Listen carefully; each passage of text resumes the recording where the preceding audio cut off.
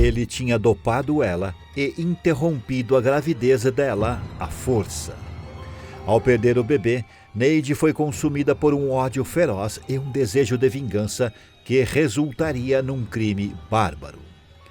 Alguns tipos de crime são tão cruéis que o simples fato de ouvirmos falar deles nos causa um embrulho no estômago.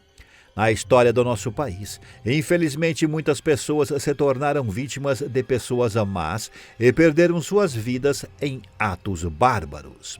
Em meio a tantas histórias horrendas, poucas chocam mais do que aquelas que envolvem crianças.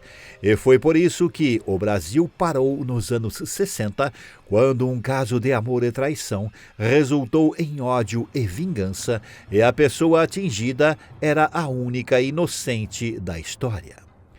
Hoje eu vou contar a história de Neide Lopes, mais conhecida como a Fera da Penha, aqui no Biografia do Crime. Neide Maria Lopes nasceu em 2 de março de 1937, no Rio de Janeiro. Filha de Benjamin Lopes e Cândida Maia Lopes, ela tinha uma irmã chamada Marilda Maia Lopes.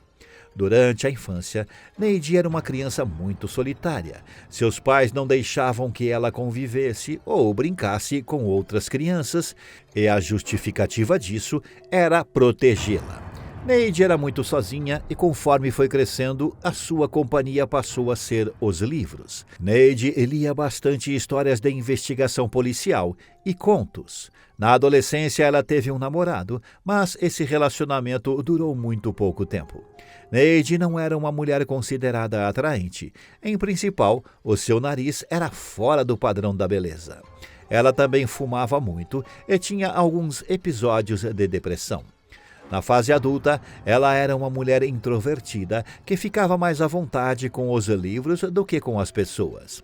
Aos 22 anos de idade, ela conseguiu um emprego na Ducal, uma empresa que se situava no centro do Rio de Janeiro, e para ir para o trabalho, ela pegava o transporte público e sempre lia seus livros durante a viagem. Num desses trajetos, ela conheceu Antônio.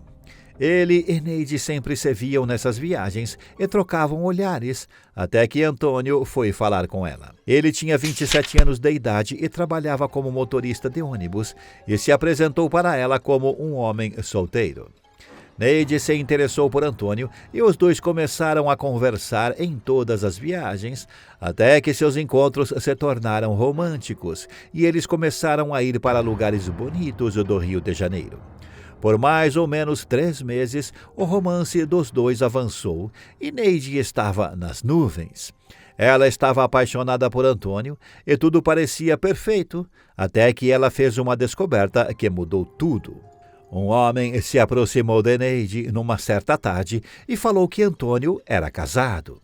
Ela não acreditou a princípio, mas se sentiu incomodada e por isso começou a investigar a vida de seu amado. Por fim, Neide teve a constatação que a deixou desolada. Realmente, Antônio já tinha uma família, uma mulher e 2 filhas, e Neide tinha se tornado a sua amante. Mesmo não sendo o relacionamento com o qual ela sonhava, Neide ainda assim aceitou continuar com Antônio, e ele falava que iria largar a família para ficar com ela. Sendo uma mulher inteligente e obcecada por descobrir mais sobre a vida de seu amante e sobre a sua família, Neide conseguiu descobrir o endereço dele, rondou a sua casa e passou a frequentar o lugar. Ela começou a visitar a mulher de Antônio, que se chamava Nilza, e as 2 filhas do casal, a Solange, de 1 ano e meio, e a Tânia, de 4 anos de idade. Assim que começou a frequentar a casa de Nilza para ganhar a confiança da mulher, Neide mentiu que as 2 já se conheciam e tinham sido amigas há um tempo.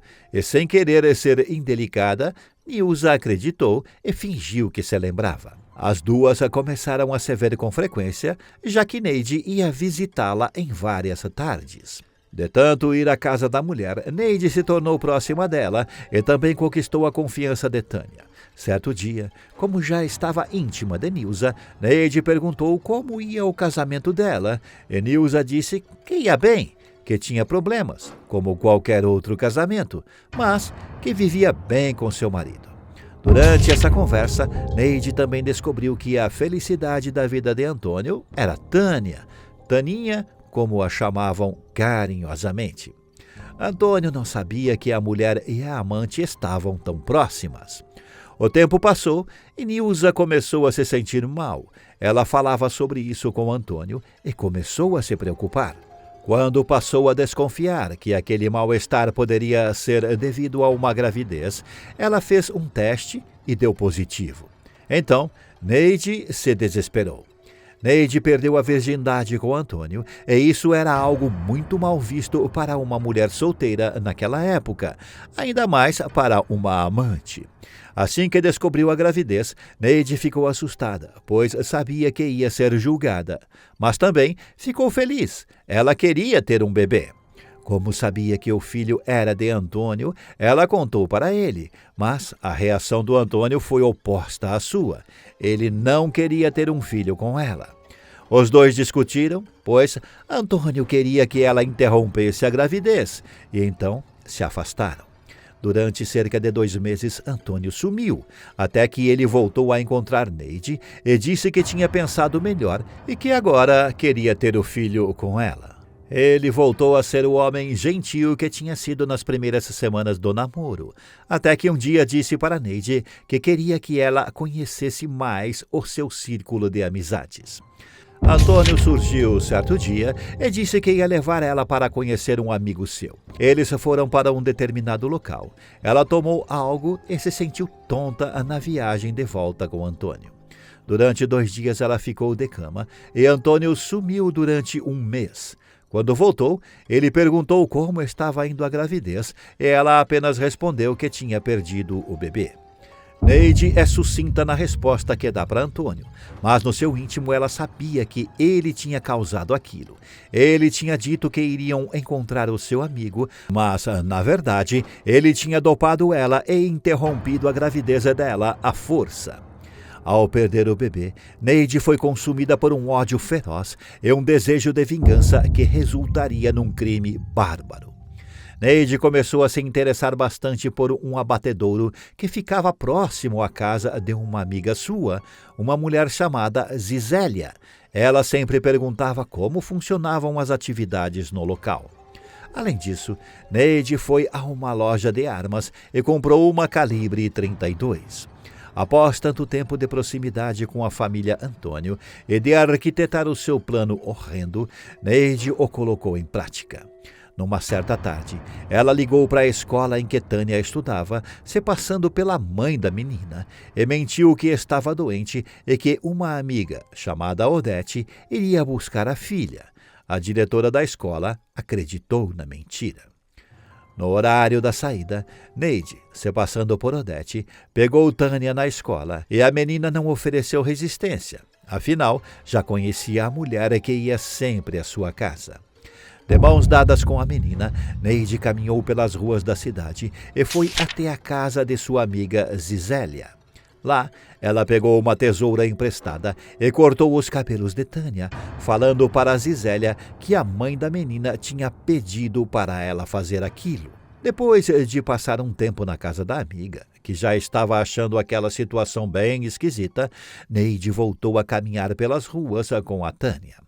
Ela comprou doces para a criança e álcool no armazém.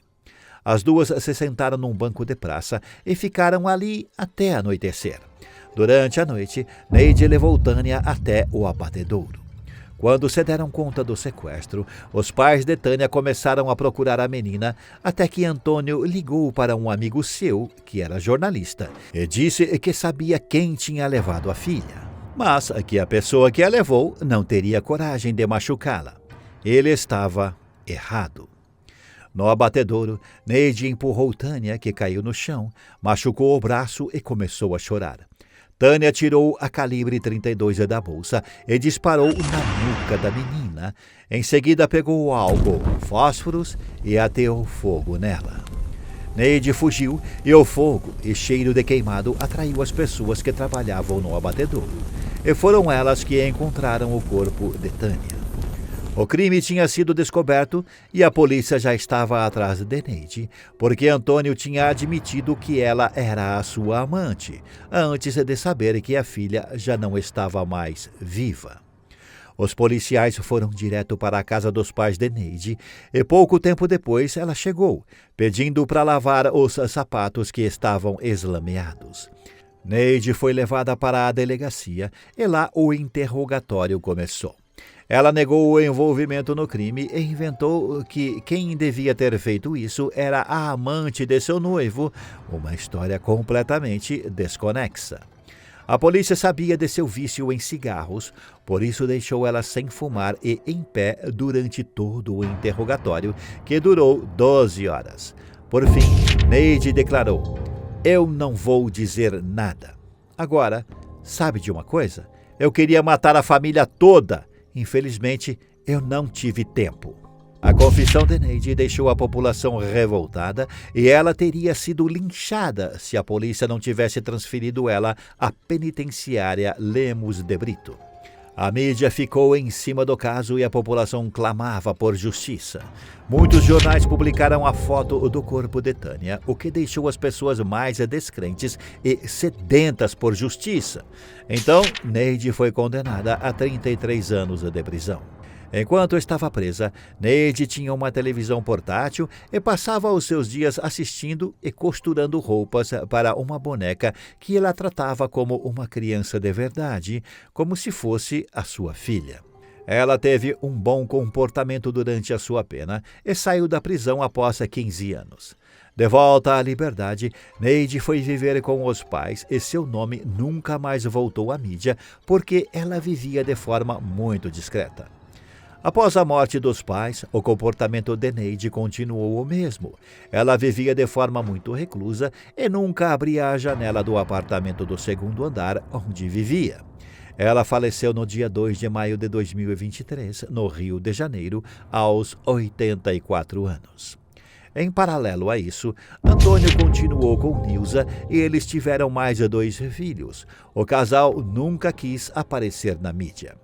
Já Tânia está sepultada no cemitério de Inhaúma e muitas pessoas vão ao local pedir milagres e outros vão cuidar do túmulo e deixam flores e cartas. Comente se você já conhecia essa história. Não se esqueça de deixar o like e se inscrever no canal. Obrigado por assistir até aqui e até a próxima.